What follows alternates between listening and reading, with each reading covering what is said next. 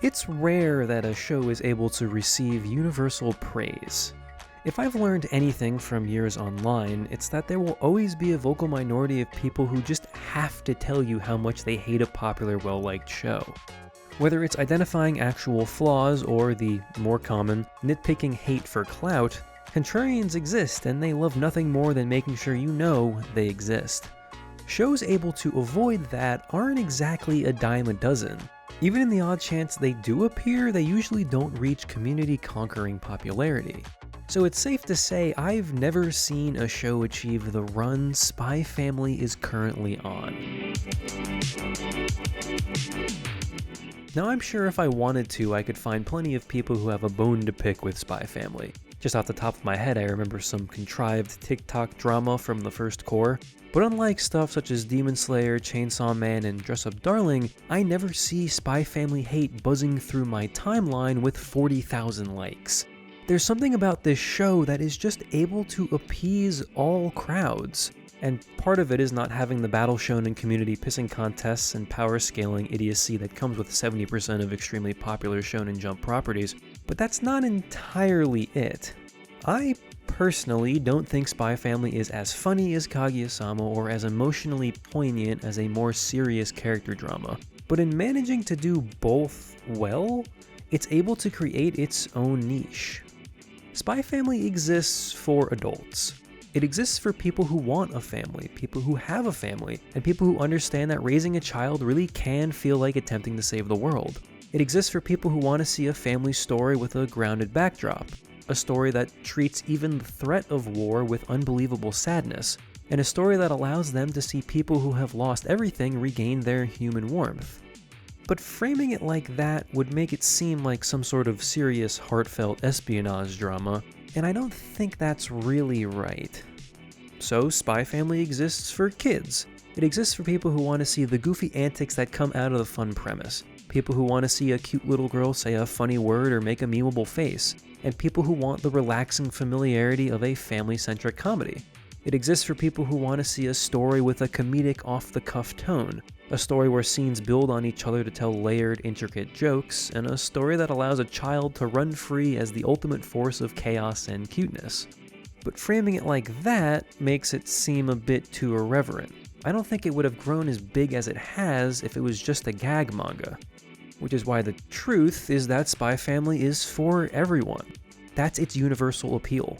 Everything I just said in both of those descriptions is true.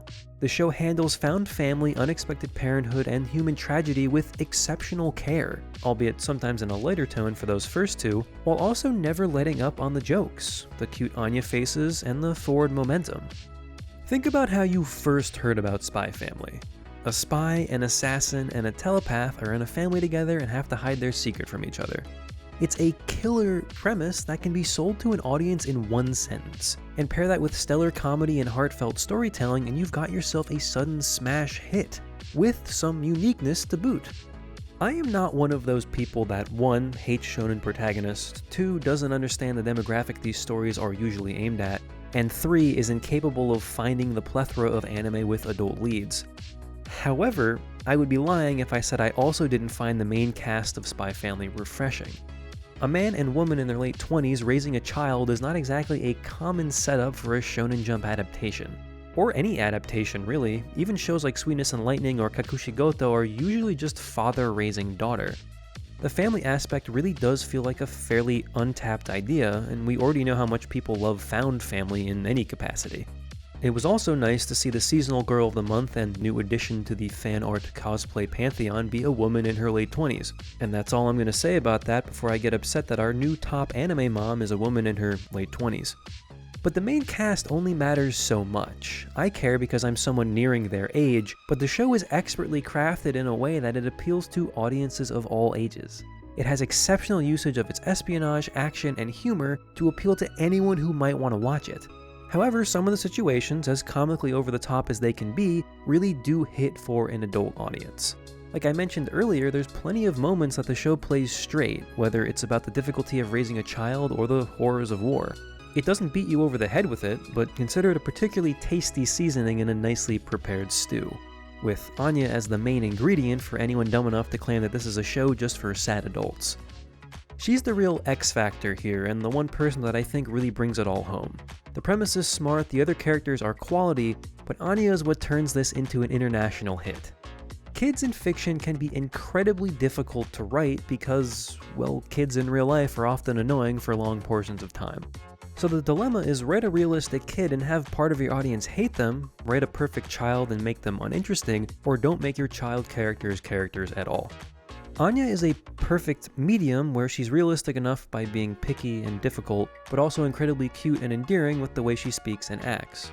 Add in the telepathy quirk and you've got yourself a top-tier child character. She's constantly towing the line between one-liners and serious moments of emotion and triumph. She's never really a serious character, but she gets just as much done in the story as her parents do at times.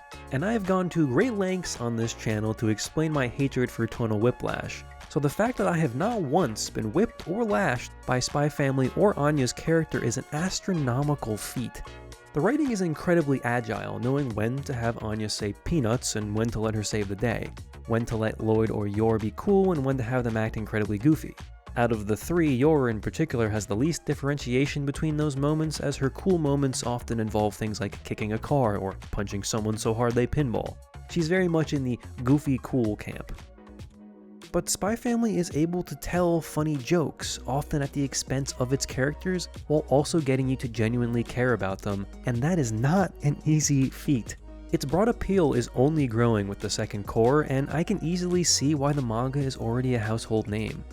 I'm sure there are action 4K 60fps meatheads out there that hate this show, and honestly they're missing out on some pretty great action. But as far as I'm concerned, Spy Family is a show that anyone with a heart can enjoy. It's a show that is able to make you laugh while also tugging at your heartstrings and having something to say about the human condition. It's a fun little found family romp that also has more under the hood than you might expect. Is it perfect? Who cares? It's gotten millions to already fall in love with it and is surely in line for millions more. It's a show that fully deserves all the praise it's been getting, and a show that I think should be enjoyed by every single one of us.